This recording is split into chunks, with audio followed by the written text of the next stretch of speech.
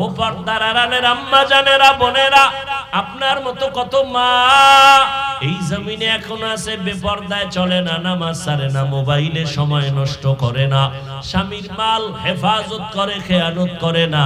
আপনি কেন পারবেন না? আপনার মতো কত মা এখনো আছে, আপনি তওবা করেন। আর একটা সন্তান আল্লাহ দিবেন, আদর্শ ডাক্তার বানান, আদর্শবান ইঞ্জিনিয়ার বানান, আদর্শবান প্রফেসর বানায় দেন। আপনার জীবনটা ধন্য, মরার পরেও সন্তান দোয়া করবে।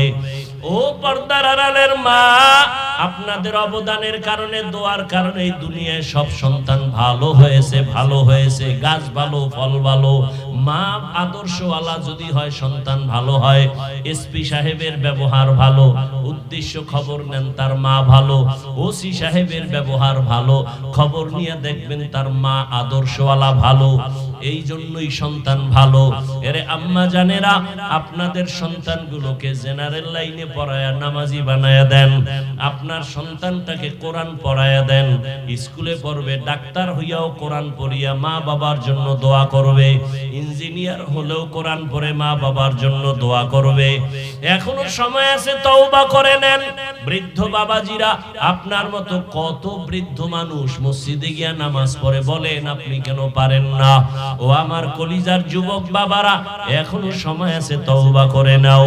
জীবনে তো অন্যায় কম করো নাই, মনের শখ মিটাইয়া কত নামাজ ছাড়লা, বেপরদায় চললা। এখনো যদি অন্তর চায়, তওবা করো, মনেরে বুঝাও রে মন। তোমার আমার মতো কত যুবক জেনারেল লাইনে থাকিয়া, স্কুল কলেজে পড়িয়া, চাকরি করিয়া নামাজ ছাড়ে না, মা বাবার সাথে বেয়াদবি করে না, শিক্ষকের দোয়া নিয়া, উলামায়ে কেরামের দোয়া নিয়া চলতেছে। ও আল্লাহ, আমি কেন পারবো না? আজকে থেকে তৈরি হয়ে গেলাম, জীবনে আর মা বাবারে কষ্ট দিব না, শিক্ষকের সাথে বেয়াদবি করব না, উলামায়ে কেরামের দোয়া নিয়া, পরামর্শ নিয়া, নবীজির তরিকা আদর্শ মেনে চলবো। আমরা চাকরির গোলামি করি না, আমরা মানুষের গোলামি করি না, কোন নেতার গোলামি করি না, কোন নেত্রীর গোলামি করি না। আমরা কার গোলামি করি? এ কারণে নেত্রী যাবে, আমরা যাব না। এ দেশ থেকে নেতা ভাগবে, আমরা ভাগবো না। কারণ আমরা কার গোলাম?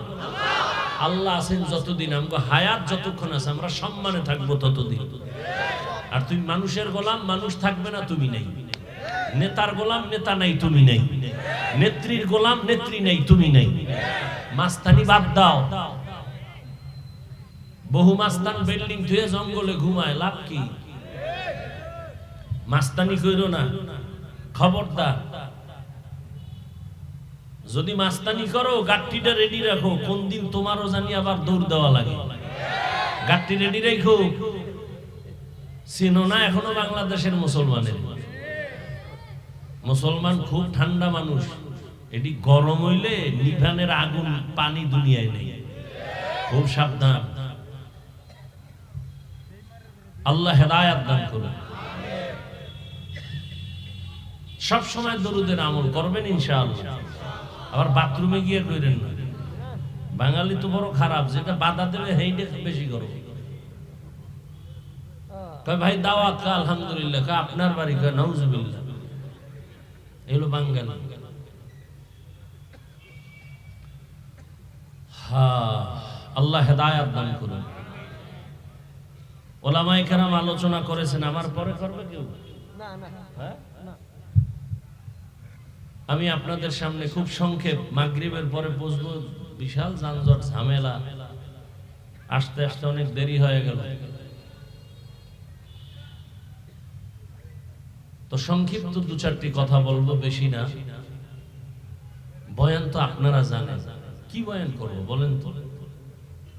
দরকার আমলে।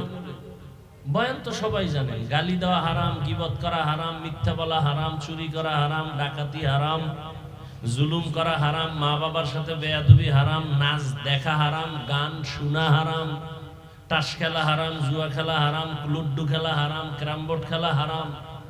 বলেন এগুলো আপনারা জানেন না? তো এদিক তো আমরা ঘুরে ফিরে কম, আর কি। নতুন ভাবে তো কোনো বয়ান আসমান থেকে আসবে না, ফাঁকে ফাঁকে দুই একটা কেসা কাহিনী ঘুম, এই তো। কিচ্ছা কাহিনী না কইলে তো আমার নামটা জিন্দা থাকে না। তোমরা যে বারবার বলো হাফিজুর রহমান এলেম কালাম কিছু নাই, শুধু কিচ্ছা কাহিনী কয়, তো দুই একটা কিচ্ছা কাহিনী না কইলে তো আর আমার নাম জিন্দা থাকবে না।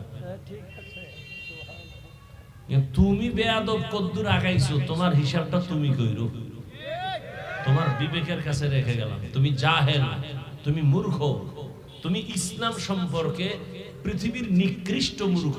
না হয় তুমি আলেমের ব্যাপারে মন্তব্য করতে পারো না, অবশ্যই তুমি মারাত্মক কারো বরদোয়া পাইছো। কারো কপালে অভিশাপ না থাকলে সে আলেমের বিরুদ্ধে পিছনে লাগে না। ও অভিশপ্ত কপালওয়ালা বেয়াদব যারা, ওরাই আলেমের পেছনে লাগে।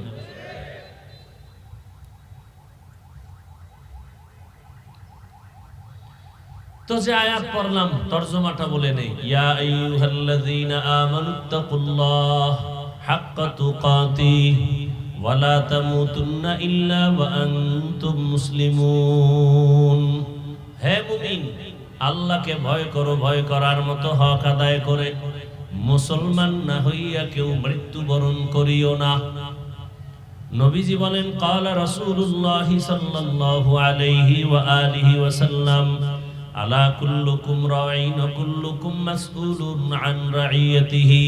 সাবধান হে উম্মত, তোমরা সবাই দায়িত্বশীল। আল্লাহর আদালতে দায়িত্বের কারণে জবাবদিহিতার কাঠগড়ায় দাঁড়াতে হবে, জবাব দিতে হবে। সাহাবায়ে কেরাম বললেন ইয়া রাসূলুল্লাহ, দায়িত্বশীল কে কার উপর? নবী বললেন সাহাবা, অধীনস্থ যাদের লোক থাকে, অধীনস্থদের যিনি গার্ডিয়ান হবে, গার্ডিয়ান অধীনস্থদের দায়িত্বশীল। যেমন প্রত্যেকটা সন্তান মা বাবার অধীনে, মা বাবা সন্তানের দায়িত্বশীল। প্রত্যেকটা স্ত্রী স্বামীর অধীন, প্রত্যেক স্বামী স্ত্রীর দায়িত্বশীল। প্রত্যেক ছাত্র শিক্ষকের অধীন, প্রত্যেক শিক্ষক ছাত্রের দায়িত্বশীল। প্রত্যেক মসজিদের মুসল্লি ইমাম ও খতিবের অধীন। প্রত্যেক মুসল্লিদের জন্য ইমাম ও খতিব দায়িত্বশীল। বুঝেন না? মুসল্লিদের দায়িত্ব। তা কমিটি কেন? তো কমিটির দায়িত্ব হইল মসজিদ মেরামত করবে, বিল্ডিং এ রং লাগাইব, দোতলারে তিনতলা বানাইব, এই দায়িত্ব কমিটির। কিন্তু এখন মাস্তানি এত বাড়ছে যে মসজিদ বাদ দিয়া মুসল্লি শুদ্ধ ইমাম খতিবেরও চালাইতে চায়, মাস্তানি করে কমিটি। সমস্যা কেন? শিয়ালের হাতে মুরগি, ঝামেলা এই জায়গায়। কির হাতে কি? শিয়ালের হাতে মুরগি দিয়া কয় 3 দিনের আমানত। শিয়াল বলে 1 সেকেন্ডের আমানত সম্ভব না। হ্যাঁ, তবে পেটে আমানত রাখা যাবে, ভেতরে বাইরে না। শিয়ালের হাতে মুরগি আমানত দেওয়া যেমন, ধর্মের চাবি হারামখোর সুদখোরের হাতে দেওয়াটাও তেমন। আরে হারামখোরের হাতে ধর্মের চাবি দিছে জিবরাইল। কথা বলেন না কেন? কে দিছে? এই হারামখোরের হাতে ধর্মের চাবি দিছে কে? জিবরাইল। কে দিছে? আল্লাহ। চিন্তা করেন, এদ্দুর জ্ঞান ঠিক নেই। আপনারা শয়তান। চেয়ারম্যান বানাইছে কি? শয়তান না আপনারা? তা আপনারা শয়তান। মসজিদের সভাপতি বানাইছে আপনারা, তা আপনারা শয়তান। খারাপ কর নাই, ভিতর দিয়ে বের হয়ে গেছে আসল কথা।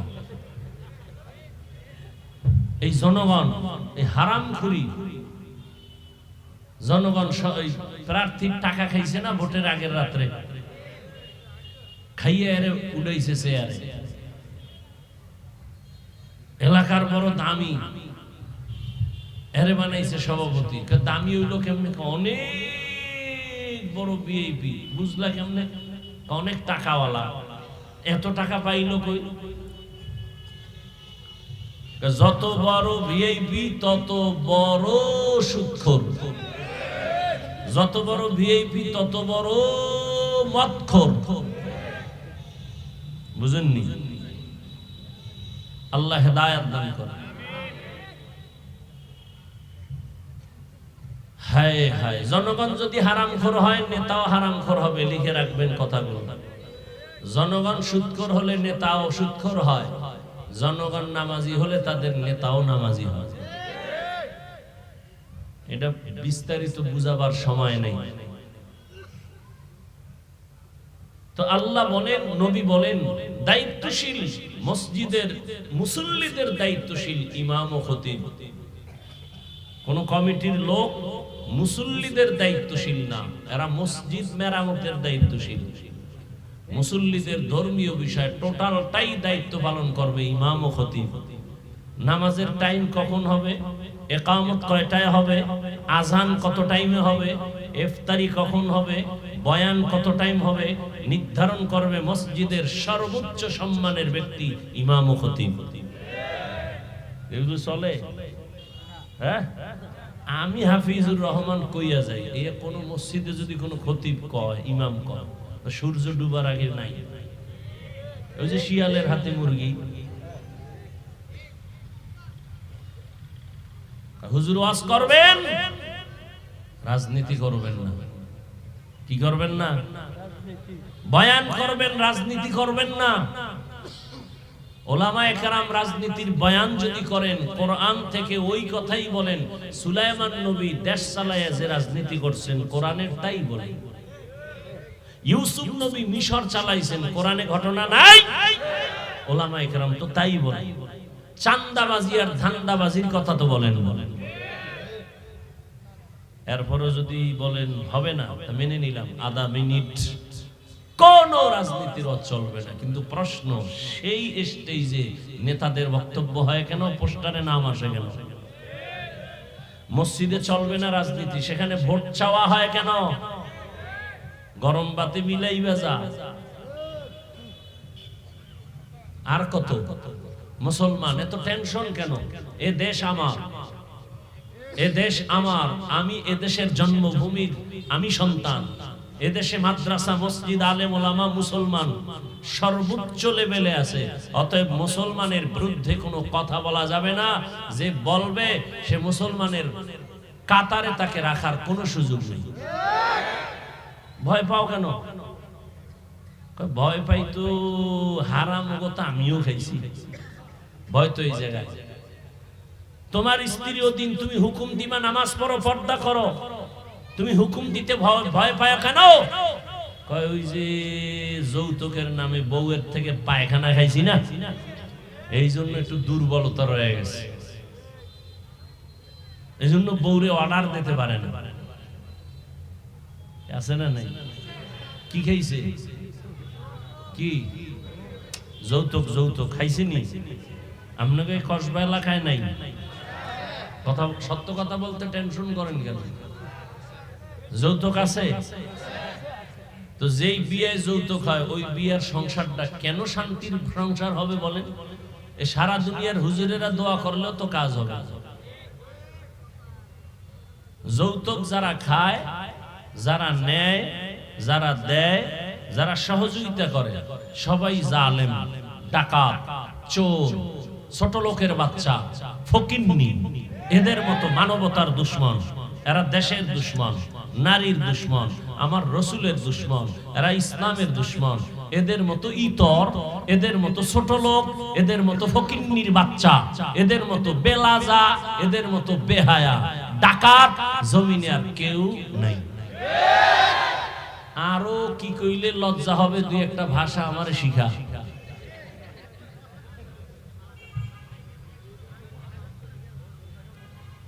আল্লাহ হেদায়েত দান করুন। আর যৌতুক কি? বিদেশ যাওয়ার ভিসা। কই যাইতো? বিয়া কইরেই বিদেশ। বউ নিবি? কয় তো সম্ভব। তো বউ কি করবি? কয় বাড়ি থুয়ে যাম। পাহারা দিবে কে? বলে আমার ছোট ভাই। বানায় বলছি না? হায় হায় হায়, শান্তি আসবে কি করে? একটা বাড়ির মধ্যে 5টা রুম আছে, মানে একটা বাড়ি, এর মধ্যে কয় রুম? কমপক্ষে 5-7টা রুম থাকে না? এক রুমে ছেলে, আর এক রুমে মাইয়া, আর এক রুমে মা বাবা। প্রত্যেকটা রুমে রুমে সারা রাত জেনা চলে মোবাইলে। মাইয়াও মোবাইলে জেনা করে, চোখের জেনা, কানের জেনা, হাতের জেনা, অন্তরের জেনা। ছেলে আর এক রুমে মোবাইলের জেনা। মা বাবা ওদিকে মোবাইল নিয়ে তর্ক, স্বামী স্ত্রীর মাঝখানে মিল নাই মোবাইল, সন্তান মা বাবার সাথে মহব্বত নাই মোবাইল। সন্তান এমন হয়েছে যে মা ছাড়বে, বাপ ছাড়বে, মোবাইল ছাড়বে না। স্বামী কি কয়, তোর মতো বউ না হইলে কি হইব, দেশে মাইয়ার অভাব, মোবাইল ছাড়বো না। বউ কয়, তোর মতো এই মগা দরকার নাই, এদেশে ছেলের অভাব নাই, তোর মতো স্বামী দরকার নাই, মোবাইল আমার আপন। তোর সন্তান তুইয়া হিজরত করলাম। বেয়াদবি মাপ চাই, সবার কাছে মাপ চাই। কাউকে আক্রমণ করা মাকসাদ না, জাহান্নাম থেকে বাঁচানো মাকসাদ। কি হচ্ছে এগুলো? বেঈমানের গালি দিয়া লাভ কি? আপনার আমার কি হালাত? কে বলবে এই কথা? বলার মানুষ নাই, শোনারও মানুষ নাই। ওই যে শুরুতে বললাম না, জাতির কপাল পুড়ছে, বক্তা বাদ দিবে, আকাম বাদ দিবে না। বলবে বক্তা বাদ দাও, এত হুজুর ওয়াজ করলো, কারো লাগলো না, ওনার লাগলো কেন, ওনার বাদ দাও।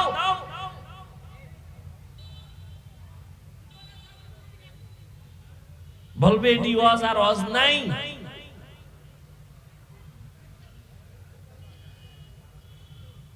রহমতের নবী বলেন, দায়িত্বশীলরা রেডি থাকো, তোমার দায়িত্বের জবাব দিতে হবে। একজন সাহাবী দাঁড়ায় বললেন, ইয়া রাসূলুল্লাহ, আমার অধীনেও কেউ নাই, আমিও কারো অধীনে নাই, আমি একা। আমার মা নাই, বাবা নাই, ছেলে মেয়ে স্ত্রী কেউ নাই, আমি একা, আমার দায়িত্ব কি? রহমতের নবী বললেন, সাহাবী, আপনি আপনার অঙ্গ প্রত্যঙ্গের দায়িত্বশীল। আল্লাহ দুটো হাত দিছেন একটা ডিউটি করার জন্য, দুটো চোখ দিছেন ডিউটির জন্য, আলাদা কাজ আছে। কিয়ামতের দিন এগুলোর ব্যাপারে আল্লাহ জিজ্ঞাসা করবেন, চোখের ডিউটি পালন করছনি, হাতের ডিউটি পালন করছনি। অনেক গুনাহগারেরা ভয়ে, শাস্তির ভয়ে পালন না করো, বলবে করেছি। আল্লাহ তখন জিহ্বাটারে বন্ধ করে হাতকে বলবে, তুই কর, তোর হক আদায় করছিস। আল-ইয়াওমা নাখতিমু আলা আফওয়াহিহিম ওয়া তুকাল্লিমুনা আইদিহিম ওয়া তাশহাদু আরজুলুহুম ওয়া তাশহাদু আরজুলুহুম বিমা কানু ইয়াকসিবুন। দস্তগুয়াদ মঞ্চুনি দুজুদিদাম লব্বগুয়াদ মঞ্চুনি বুসিদাম চশমগুয়াদ চিদাম গামজাহারাম গোশগুয়াদ চিদাম সমরুল কালাম।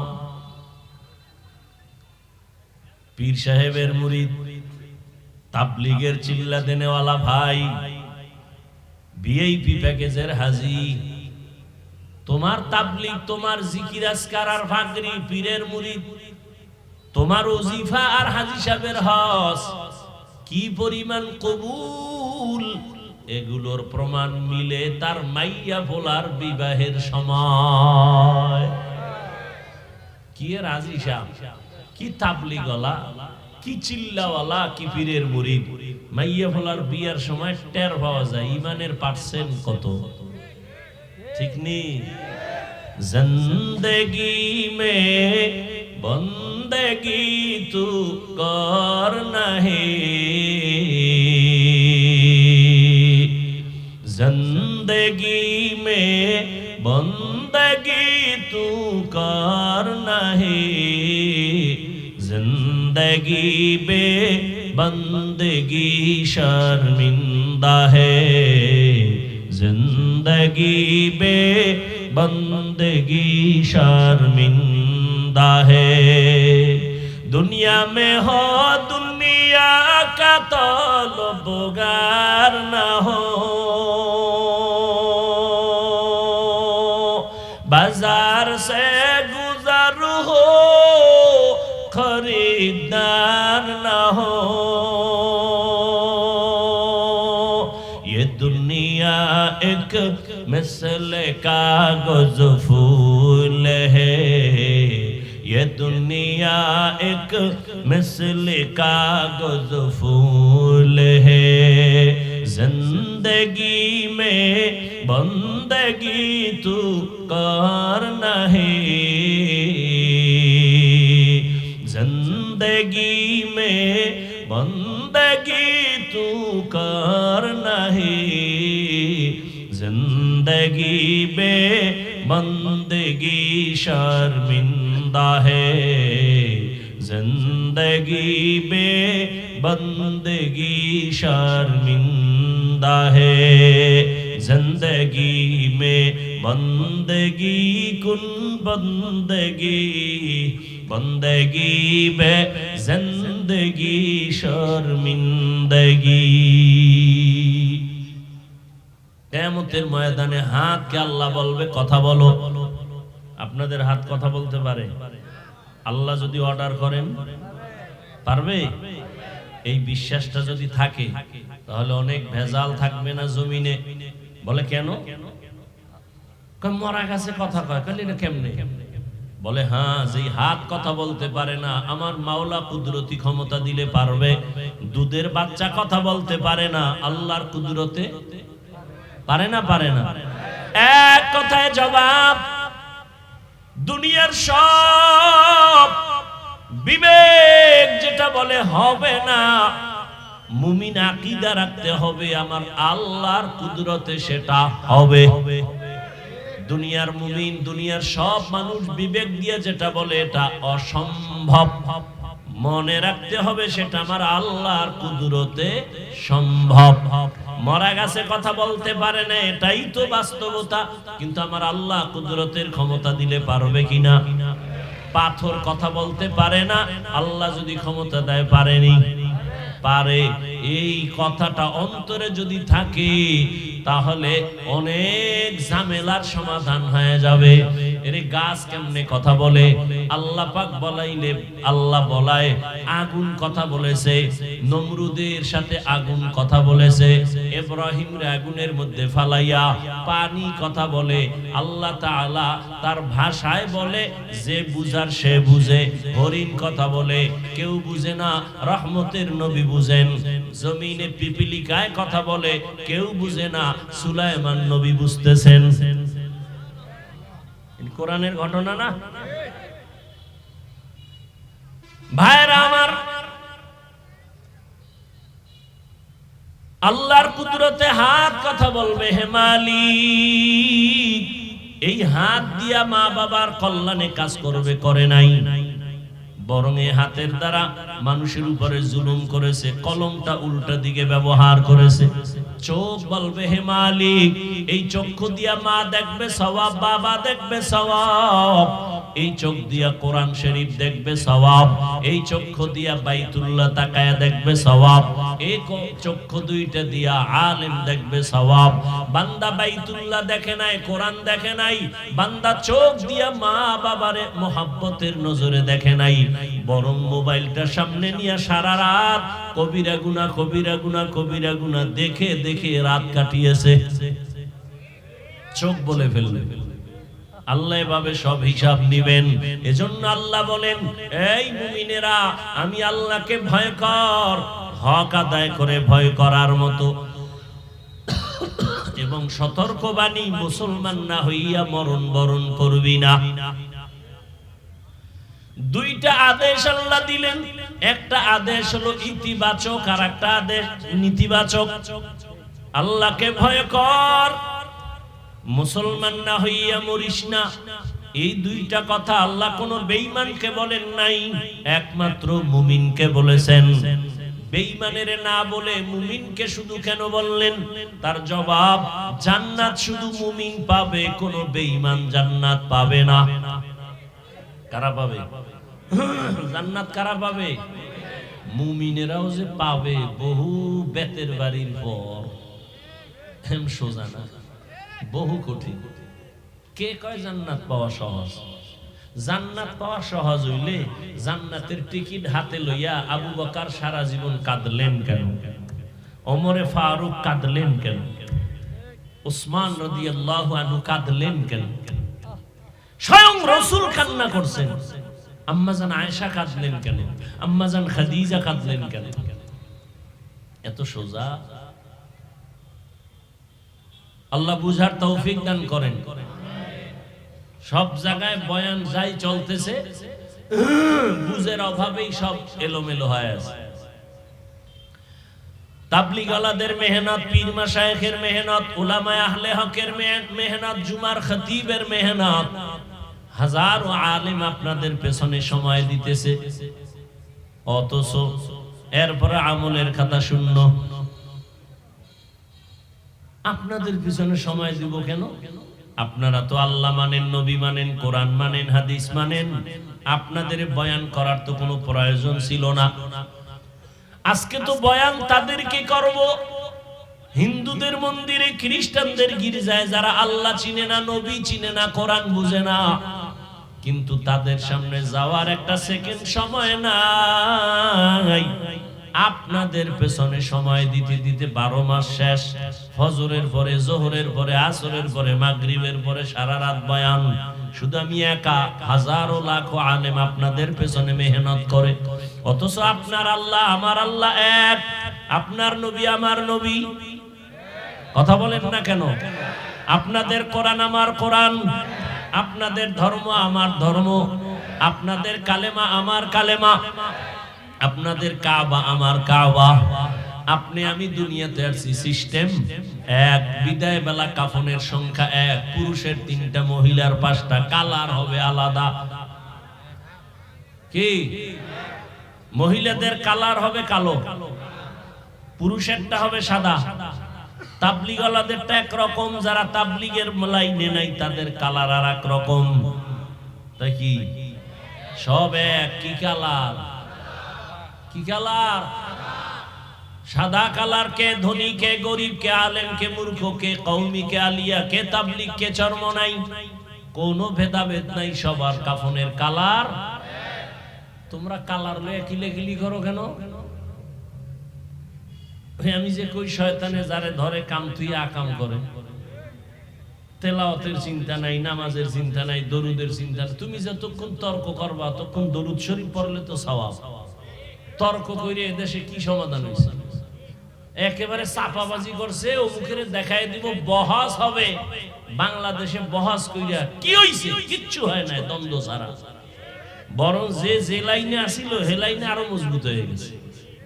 হুদা মিশা কথা কয়, আমিও জিততে গেছি, ও মুখে আমি, সবাই যে তার তালে আছে, কেউ ঠগে না।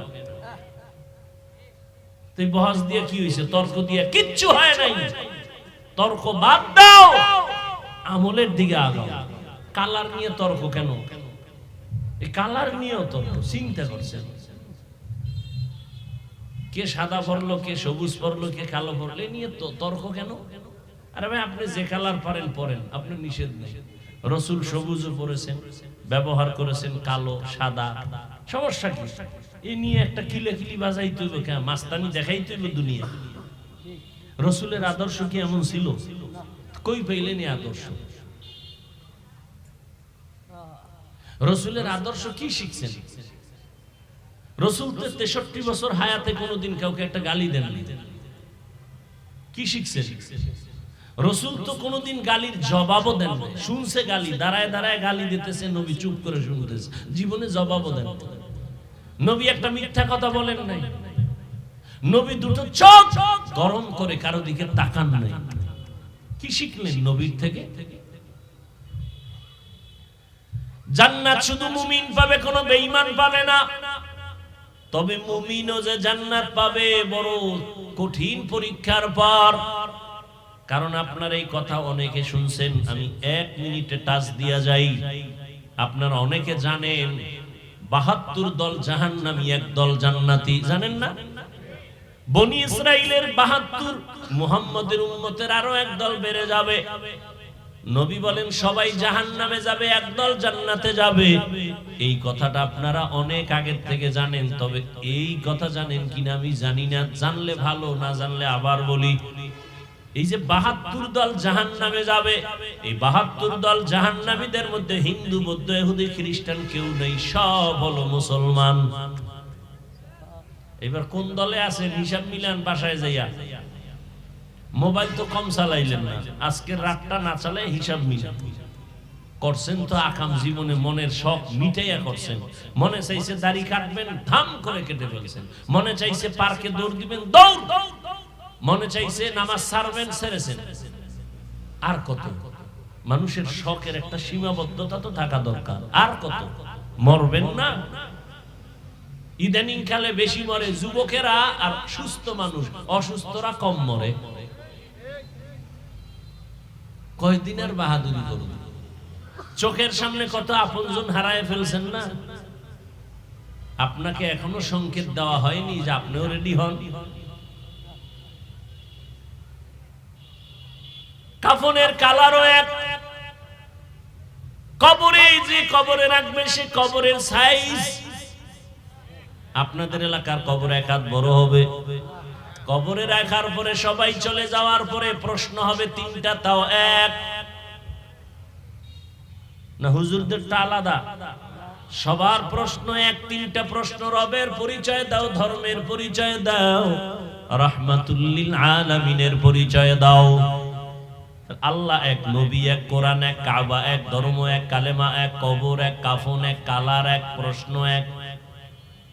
তাহলে আপনাদের বয়ান করব কেন? কিন্তু কেন টেন নাই, আপনাদের পেছনে ঘুরতে ঘুরতে ঘুরতে ঘুরতে ঘুরতে ঘুরতে পাগল হয়ে গেছি। ঘুমানোর টাইম নেই, খাওয়ানোর চিন্তা নাই, মাইয়া বলার চিন্তা বাদ, উম্মতের পেছনে আলেমরা দৌড়ায়। এজন্যই তো সেদিন ঢাকায় বলেছিলাম, এরে যুবক, এই দুনিয়ায় তুমি যাকে আপন মনে কইরা পেছনে দৌড়াইয়া নামাজ ছাড়ছো, আল্লাহর কসম ও তোর আপন না। ও তোরে জবাই করার জন্য বড় দুশমন, তোরে মারার জন্য আলাদা দুশমন লাগবে না।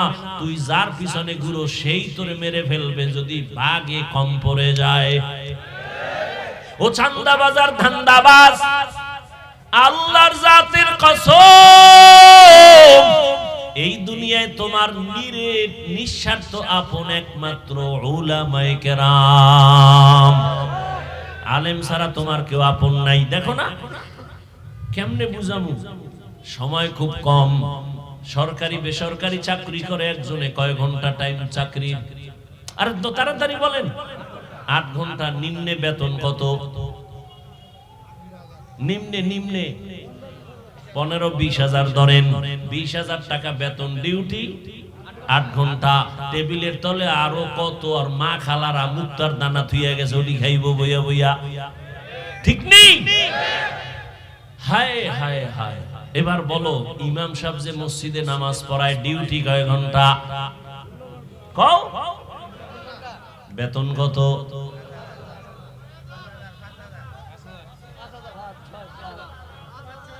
হ্যাঁ লাগাও, একটা কিলে লাগাও।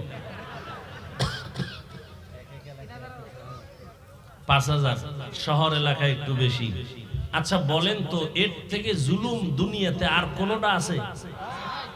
8 ঘন্টা ডিউটি কইরা বেতন নেয় 20,000, টেবিলের তলে ওর মা খালুরা থুইয়া গেছে, এডি খায়, খাইয়া রাতারাতি কলা গাছ।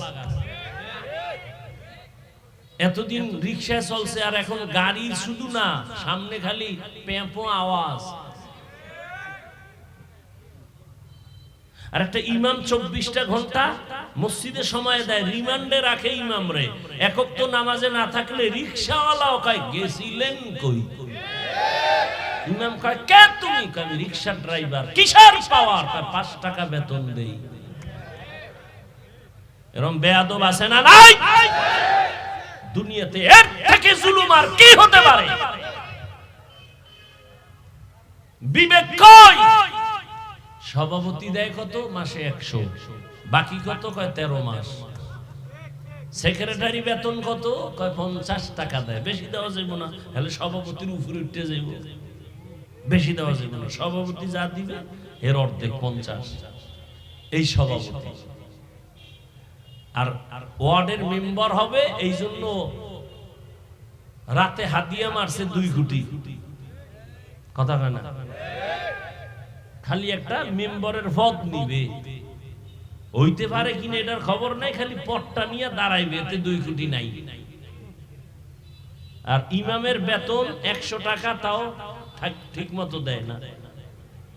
ওই আমি এই মসজিদে নামাজ পড়াইতাম ছাত্র জীবনে, তো সেক্রেটারি অস্টস করতাম, তো টাকা টাকা তেমন আর টেনশন। মাঝে মাঝে কইতাম, ওই সেক্রেটারি সব বেতন দিকমন দেন না। কয় আমার ঘরে চাউল নাই। আমি একদিন কি, আপনি তো মসজিদের টাকা দিয়ে চাউল খান? ঠিকই আল্লাহর কুদরত পরে শুনছি, আমি চলে আসছি অনেক পরে শুনছি মরে গেছে মদ পান কইরা ওই অবস্থায় মারা গেছে। এলো সেক্রেটারি। আল্লাহ হেদায়েত দান করুন। এই যে ৫,০০০ টাকা দিলেন, ২৪ ঘন্টা রিমান্ডের মাইরে রাখলেন ইমামরে, কোনদিন ইমাম সাহেব কারোর সাথে খারাপ ব্যবহার করছে? যখনই দোয়া করে ইমাম সাহেব আলাদা কইরা কোনো দোয়া করে নাই যে কওমি ওয়ালারে মারো, আলিয়া ওয়ালারে বাঁচাও, সবার জন্য দোয়া করে আল্লাহ সবাইরে সুস্থ করো, দোকানওয়ালাদের ব্যবসায় বরকত দাও, কবরওয়ালাদের জান্নাত দাও। কোনদিন একটা গালিও দেয় না, কোনো করে না, বরদোয়াও করে না। এজন্যই বললাম উলামায়ে কেরাম এই জাতিকে যা দিয়েছে দুনিয়ার কেউ জাতিকে নিঃস্বার্থভাবে তা দেয় নাই। তুমি যার পিছে ঘুরে নামাজ ছাড়ছো সে কেমন স্বার্থপর জানোনি? স্বার্থে যদি আঘাত লাগে দল থেকে নাম কাটবে না, কল্লা পর্যন্ত কেটে দিবে। গোপন মিটিং করবে, গোপন মিটিং করে বস কি খবর, কয় ওরে মাইনাস কর। কেন? আমার ভাগে কম পড়ে গেছে, তাড়াতাড়ি ওরে মাইনাস কর। তাহলে তোমারে মারার জন্য আলাদা শত্রু লাগবে? তোমার বন্ধু যথেষ্ট। আল্লাহ সবাইকে হেদায়েত দান করুন। বেয়াদবি ক্ষমা চাই, বারবার ক্ষমা চাই, আমার ব্যক্তিগত স্বার্থ না, আমি তোমার কল্যাণকামী, কলিজা দিয়ে মহব্বত করি, না হয় এই কথা বলতাম না। সুলাইমান বিলকিসের কথা কয়ে চলে যাইতাম, কিন্তু কথা তো প্রত্যেকটা বলতেছি কলিজা ছিদ্র হয়ে যাইতেছি, আর আমি ওর দিকে আঘাত কইরেই কথা বলতেছি। দেখিনি মানুষগুলো একটু দিনের দিকে আসে কি? আমি একবারও এই যে বলতেছি, বয়ান করলাম প্রায় 1 ঘন্টা, আমি একবারও কি বলছি পাঁচকুল্লি ভরো আমার মতো?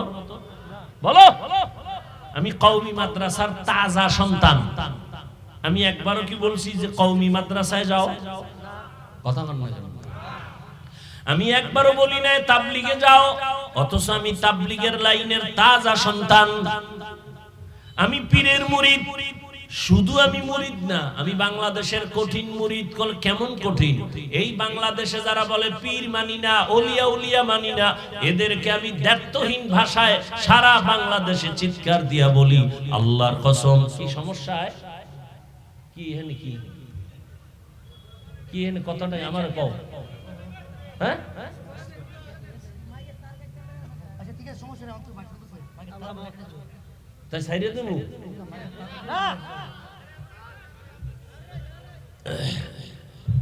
ভাইরা আমার, কি কথা জানি বলতেছিলাম?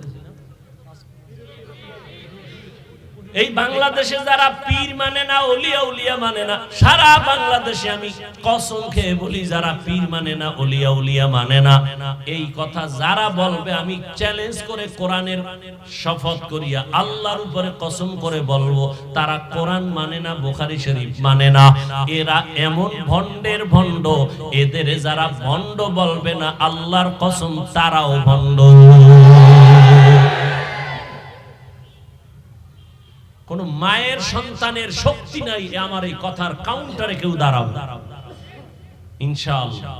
আমি তো বলে গেলাম কসম আল্লাহ, যারা বলে আমরা ওলিয়া উলিয়া মানি না, পীর মানি না, ওরা কোরআন মানে না, বুখারী শরীফ মানে না, ওরা এমন ভণ্ড, ওদের যারা ভণ্ড বলে না তারাও ভণ্ড। ভাইরা আমার, আল্লাহ বলেন আমাকে ভয় করো, হক আদায় করে, হাক্কা তুকাতি। সাহাবায়ে কেরাম পেরেশান হয়ে গেলেন, ইয়া রাসূলুল্লাহ, আল্লাহ যত বড় তার হক আদায় করে ভয় করা সম্ভব না। নবীও পেরেশান হয়ে গেলেন। আল্লাহ পাক জিবরাইল আমিনকে পাঠায় বলে, নবীরে গিয়ে পেরেশানি দূর করে দাও, আয়াত নতুন করে দিয়া দাও। জিবরাইল আইসা সান্তনার আয়াত দিয়া বললেন, নবী ইত্তাকিল্লাহা মাস্তাতাতুম, আল্লাহর হক আদায় করে বান্দার ভয় করার প্রয়োজন নাই, বরং বান্দা সাধ্যমতো আল্লাহকে ভয় করবেন। এখন আমি যদি আপনাদের জিজ্ঞাসা করি, আপনারা কারা কারা আল্লাহকে ভয় করেন, যদি প্রশ্ন করি, সবাই হাত উঠাবে না? অথচ এখানে বহু আশেকের রাসূল আছে, ফজর পড়ে নাই, যোহর পড়ে নাই, মাগরিব পড়ে নাই, আসর পড়ে নাই, এশাও পড়ে নাই, সেও হাত উঠায় বলবে আমি আল্লাহকে ভয় করি, আমি নামাজ পড়িয়া বলি আল্লাহকে ভয় করি। আপনি দাড়ি কাটিয়া বলেন ভয় করি, আমি দাড়ি রেখে বলি আল্লাহকে ভয় করি। আপনি বেপরদায় চলেন বলেন আল্লাহকে ভয় করি, আমি পর্দা রক্ষা করিয়া চলার চেষ্টা করিয়া বলি আল্লাহকে ভয় করি। দুই ভয় কি সমান? সমান না। মূলত আপনি ভয় করেনই না, আপনি ভয় জিনিসটা বুঝেনি না। একটা যে মানুষ সাপরে বড় ভয় পায়, সাপকে ভয় পাওয়ার ব্যাখ্যা কি? সে সাপ ধরবে না, সাপ যেখানে থাকবে সেখানেও যাবে না। মাঝে মাঝে ঘুমের মধ্যে বলবে সাপ সাপ ভয়ে। একটা সন্তান মা বাবাকে ভয় করে, প্রমাণ মা বাবার সামনে সন্তান অন্যায় করে না, বেতের বাড়ির ভয়ে। একটা ছাত্র শিক্ষকের ভয় করে, প্রমাণ শিক্ষকের সামনে ছাত্র অন্যায় করে না, বেতের বাড়ির ভয়।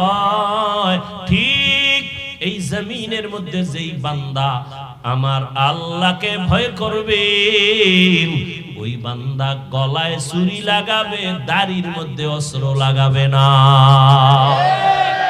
हर के दारत खौफे हकदार दिल मदम जन्नतुल मअवा देहद उरा मकाम जुज़बा हक़ची ज़े मखाज़ इंसो जा फज़ले उआ मस्ते दर जुमला जहां। আল্লাহর ভয় অন্তরে ঢুকাইয়া গুনাহ থেকে নিজেকে বাঁচাইও। যে আসলে আল্লাহকে ভয় করবে ওই বান্দা গুনাহ থেকে নিজেকে বাঁচায় রাখবে, গুনাহ করবে না। আল্লাহ দ্বিতীয় আদেশ দিয়া বলেন ওয়ালা তামুতুন্না ইল্লা ওয়া আনতুম মুসলিমুন। মুসলমান না হইয়া মরিও না। কথাটা আল্লাহ মুমিনকে বলেছেন, এই মুমিন মুসলমান না হইয়া মরিস না। তার মানে ব্যাখ্যা দেওয়ার সময় নাই। আল্লাহ মুমিনকে মুসলমান হইয়া মরতে বললেন, কেমন যেন বোঝা যায় আমি মুমিন হইছি এখনো মুসলমান হইতে পারি নাই। আল্লাহ অন্য আয়াতে বলেন ইয়া আইয়ুহাল্লাযীনা আমানু দুখুলু ফিস সিলমি কাফা ওয়া লা তাত্তাবিউ খুতুওয়াতিশ শাইতান ইন্নাহু লাকুম আদুউম মুবিন। ও মুমিনেরা ইসলামের মধ্যে পরিপূর্ণ প্রবেশ করো। আল্লাহ আরো স্পষ্ট করে আর এক আয়াতে বলেন ইয়া আইয়ুহাল্লাযীনা আমানু আমিনু বিল্লাহি ওয়া রাসূলিহি। ও মুমিন আল্লাহর উপরে রাসূলের উপরে ঈমান আনো। আল্লাহ এবং রাসূলের উপরে ঈমান আনার কারণেই তো বান্দা মুমিন। আবার কেন ঈমান আনতে বলে? ঈমানদারদেরকে আল্লাহ ডবল ঈমানের দাওয়াত দিয়া বুঝাইলেন। আমি আল্লাহ যদি মুমিনের ডবল ঈমানের দাওয়াত দিতে পারি, মুসলমান হইয়াও মুসলমানের কালেমার দাওয়াত দিতে পারবে কি পারবে না? আল্লাহ তো গায়বের মালিক, জানতেন দুনিয়ার মুসলমান হইয়া মুসলমানের প্রশ্ন করে উল্টা পাল্টা ভেজাল লাগায় দিবে। আল্লাহ পাক মুমিনকে ডাবল ঈমানের দাওয়াত দিলেন। কেন? তোমার ঈমানটা দুর্বল। ঈমানদার দাবি করো, তোমার পর্দা ঠিক নাই, পর্দা ঠিক করে তুমি কামেল মুমিন হয়ে যাও। তোমার অন্তরে বাড়ির মোহাব্বত, দুনিয়ার মোহাব্বত, টাকার মোহাব্বত, ছেলে মেয়ের মোহাব্বত বাদ দিয়া রাসূলের মোহাব্বত অন্তরে জমা করো। মোহাব্বত থাকবে ঠিক, তবে সর্বোচ্চ মোহাব্বত থাকবে আল্লাহ এবং তার রাসূলের জন্য। আমার পীরের বিরুদ্ধে কথা বললে আমার শরীর গরম হয়, প্রতিশোধ নেওয়ার জন্য দাঁড়ায় যাই। ঠিক আমার আল্লাহর বিরুদ্ধে, রাসূলের বিরুদ্ধে, ইসলামের বিরুদ্ধে যদি কেউ কথা বলে, তখন আমার শরীর গরম হবে আরো বেশি। এমন গরম হবে যে কাফন লইয়া ময়দানে নামবা, হয়তো গাজী নয়তো শহীদ, তারপর রাসূলের বিরুদ্ধে কোনো কথা বরদাস্ত করা হবে না। ছেলের জন্য প্রতিবাদ করেন, পীরের জন্য করেন, রাসূলের বিরুদ্ধে কথা বলে এই বিষয়ে যদি আপনি না করেন, তো বোঝা গেল আপনার ঈমান যায় যায় দিন। কি দিন? যায় যায় দিন। আপনার ঈমান যায় যায় অবস্থা, কচু পাতার পানির উপরে আছে, কোন সময় পড়ে যায় বলা যায় না। আল্লাহ হেদায়েত দান করেন। নেতার বিরুদ্ধে কথা বললে কষ্ট লাগে, নেত্রীর বিরুদ্ধে বললে কষ্ট লাগে, রসুলের বিরুদ্ধে, ইসলামের বিরুদ্ধে, কোরআনের বিরুদ্ধে বললে কষ্ট লাগে কিনা এটা হিসাব করে আপনার ঈমানের পার্সেন্ট বের করে ফেলেন। সহজ কথা, কোনো ভেজাল নেই। আল্লাহ হেদায়েত দান করেন। আল্লাহ বলেন মুসলমান না হইয়া মরিও না মানি। মুসলমানকে যে আল্লাহর কাছে নিজেকে সুপর্দ করে দেয়, আত্মসমর্পণ করে, আমার কোনো নিজের ইচ্ছা নাই, আমার কোনো মতামত নাই, আল্লাহর মত, রসুলের পথ, এটাই আমার মত আর পথ, এই চিন্তা করিয়া চলবে। আমি মাদ্রাসায় পড়ি না, স্কুলে পড়ি, চিন্তা নাই, আমি রসুলকে মোহাব্বত করি, আমি আল্লাহর হুকুমের সামনে আমি গোলাম হয়ে গেছি, আমার কোনো প্রশ্ন নাই। এই বুঝটা যখন আসিয়া মুসলমান নিজেকে বিলীন করে দিয়া আল্লাহর মোহাব্বতে জীবন চালাবে, ওই বান্দা তখন স্কুলে পড়লেও দাড়ি কাটবে না। এই জন্যই কিন্তু আমি এই যে বয়ান করছি, একবারও বলি নাই তুমি পীরের কাছে যাও, তাবলিগে যাও, টুপি লও, কওমিতে যাও, বলি নাই। কেন? আমার দরকার নাই। আমি বলতে চাই, স্কুলে পড়ো তোমাকে ধন্যবাদ, তুমি কলেজে পড়ো তোমাকে ধন্যবাদ, তুমি চাকরি করো, ব্যবসা করো, ধন্যবাদ। আমি দোয়া করে গেলাম, তুমি ডাক্তার হও, তুমি ইঞ্জিনিয়ার হও, তুমি প্রফেসর হও, তুমি একজন চাকরিজীবী হও, তুমি একজন ব্যবসায়ী হও, তবে একটা ছোট আমার দাবি, তুমি বেয়াদব হইও না। তোমার ব্যবহারে, আচরণে কোনদিন যেন মা বাবা কষ্ট না পায়, শিক্ষক যেন কষ্ট না পায়, ওলামায়ে কেরাম যেন কষ্ট না পায়। কারণ এই তিন জায়গার কষ্ট তোমার জন্য জীবন ধ্বংসের কারণ হবে। মা বাবায় কষ্ট পেলে বরদোয়া অটোমেটিক চলে আসবে, বরদোয়া করা লাগে না। তোমার ব্যবহারে কষ্ট পেয়ে যদি মা বাবা বলে, আহ, এই আগুন তোর কপালে লাগলে তুই শেষ। শিক্ষক যদি ছাত্রের ব্যবহারে কষ্ট পায়, আহ বলে, নিঃশ্বাস ছাড়ে, ওই নিঃশ্বাসটা যদি কপালে লাগে, ছাত্রের লেখাপড়া শেষ। আলেমের অন্তরে কষ্ট দেওয়ার পরে যদি আহ বইলা দুঃখ করে, আর ওই আহ শব্দ গিয়ে তোমার কপালে লাগে, তোমার জিন্দেগির আদর্শ চরিত্র শেষ। এই জন্য বলছি রে যুবক, স্কুলে পড়ো, কলেজে পড়ো, চাকরি করো, ব্যবসা করো, মা বাবার দোয়া নিয়ে চলো, শিক্ষকের দোয়া নিয়ে চলো, উলামায়ে কেরামের পরামর্শ নিয়ে নবীর আদর্শ মেনে চলো। এবার বলবে এটা কেমন করে সম্ভব? এবার আমাকে তুমি সত্য কথার জবাব দাও। তোমার মতো যুবক জীবনেও মাদ্রাসায় পড়ে নাই, আলিফ বাতাও পড়ে নাই, বলো তোমার মতো যুবক এখন স্কুলে পড়ে, কলেজে পড়ে, চাকরি করে, ব্যবসা করে, রাস্তায় গাড়ি চালায়, সত্য কথা বলো, এদের মধ্যে পাঁচ বেলার নামাজি আসেনি? আছে? এবার তোমার বিবেকের কাছে প্রশ্ন, বাবা বলো তুমি কেন পারবা না? অবশ্যই তোমার কপালে কারো বরদোয়া লাগছে, না হয় তোমার মতো যুবক স্কুল কলেজে পড়িয়া নামাজ পড়ে, বলো তুমি কেন পারো না? তোমার মতো যুবক কৃষি কাজ করে, নামাজ বাদ দেয় না, বলো তুমি কেন পারো না? তোমার মতো যুবক ব্যবসা করে, চাকরি করে, নামাজ ছাড়ে না, বলো তুমি কেন পারো না? তোমার মতো যুবক দেখো র্যাব, আর্মি, পুলিশ, বিডিআরের চাকরি করে, নামাজির অভাব নাই, তুমি কেন পারো না? তোমার মতো যুবক আজকে তাকায় দেখো ডাক্তার, প্রফেসর, ইঞ্জিনিয়ার, পাঁচ বেলার নামাজি অভাব নাই, বলো তুমি কেন পারো না? ও পর্দার আড়ালের আম্মা জানেরা, বোনেরা, আপনার মতো কত মা এই জমিনে এখন আছে, বেপরদায় চলে না, নামাজ ছাড়ে না, মোবাইলে সময় নষ্ট করে না, স্বামীর মাল হেফাজত করে, খেয়ানত করে না, আপনি কেন পারবেন না? আপনার মতো কত মা এখনো আছে, আপনি তওবা করেন। আর একটা সন্তান আল্লাহ দিবেন, আদর্শ ডাক্তার বানান, আদর্শবান ইঞ্জিনিয়ার বানান, আদর্শবান প্রফেসর বানায় দেন, আপনার জীবনটা ধন্য। মরার পরেও সন্তান দোয়া করবে। ও পর্দার আড়ালের মা, আপনাদের অবদানের কারণে, দোয়ার কারণে এই দুনিয়ায় সব সন্তান ভালো হয়েছে, ভালো হয়েছে, গাছ ভালো, ফল ভালো। মা আদর্শওয়ালা যদি হয়, সন্তান ভালো হয়। এসপি সাহেবের ব্যবহার ভালো, উদ্দেশ্য খবর নেন তার মা ভালো। ওসি সাহেবের ব্যবহার ভালো, খবর নিয়ে দেখবেন তার মা আদর্শওয়ালা ভালো। এই জন্যই সন্তান ভালো। এরে আম্মা জানেরা, আপনাদের সন্তানগুলোকে জেনারেল লাইনে পড়ায়া নামাজি বানায়া দেন। আপনার সন্তানটাকে কোরআন পড়ায়া দেন, স্কুলে পড়বে, ডাক্তার হইয়াও কোরআন পড়িয়া মা বাবার জন্য দোয়া করবে, ইঞ্জিনিয়ার হলেও কোরআন পড়ে মা বাবার জন্য দোয়া করবে। এখনো সময় আছে, তওবা করে নেন। বৃদ্ধ বাবাজিরা, আপনার মতো কত বৃদ্ধ মানুষ মসজিদে গিয়া নামাজ পড়ে, বলেন আপনি কেন পারেন না? ও আমার কলিজার যুবক বাবারা, এখনো সময় আছে, তওবা করে নাও। জীবনে তো অন্যায় কম করো নাই, মনের শখ মিটাইয়া কত নামাজ সারলা, বেপরদায় চললা। এখনো যদি অন্তর চায় তওবা করো, মনেরে বুঝাও রে মন। তোমার আমার মতো কত যুবক